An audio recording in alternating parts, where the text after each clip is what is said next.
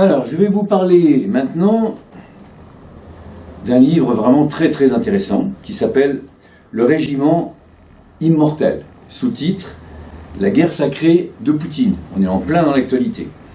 Il a été écrit par Madame Galia Ackerman, qui est d'origine russe, qui vit en France depuis 1984, qui est docteur en histoire et chercheuse associée à l'université de Caen.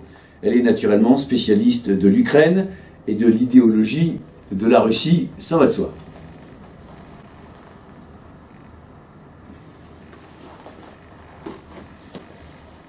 Depuis quelques années, la Russie orchestre chaque année des célébrations de plus en plus grandioses de la grande victoire de la Seconde Guerre mondiale. Sous-entendu, la victoire de l'Union soviétique sur l'Allemagne nazie. À l'occasion donc de cette célébration, on y brandit les photos de vétérans, et chacun a la photo, le petit-fils du grand-père ou de l'arrière-grand-père, et naturellement on y croise le portrait de Staline. Ces cortèges s'appellent le Régiment Immortel, d'où le nom du livre. Alors on peut se poser la question, pourquoi ces célébrations monumentales alors que la guerre est terminée depuis plus de 70 ans.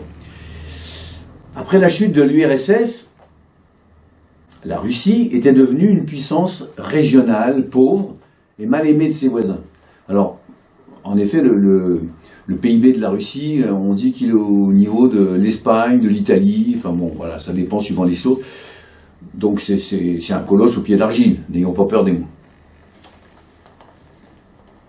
Le génie de Poutine, alors peut-on appeler génie, mais bon, le génie de Poutine a été d'utiliser la victoire contre les nazis, contre le nazisme donc, pour rendre aux Russes la fierté de leur passé soviétique.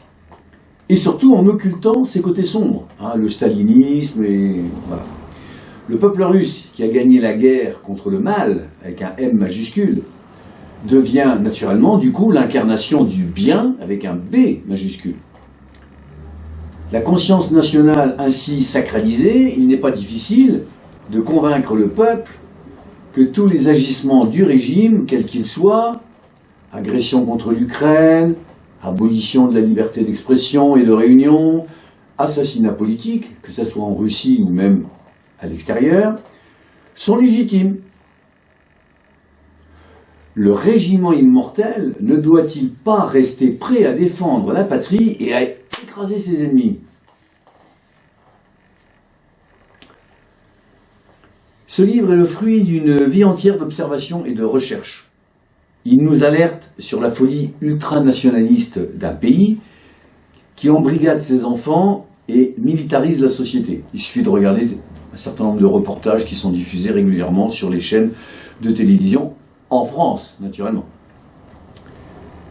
L'auteur opère pour ce faire un retour limpide sur la longue histoire messianique de la Russie, racontée avec la rigueur de l'historienne et l'acuité du témoin.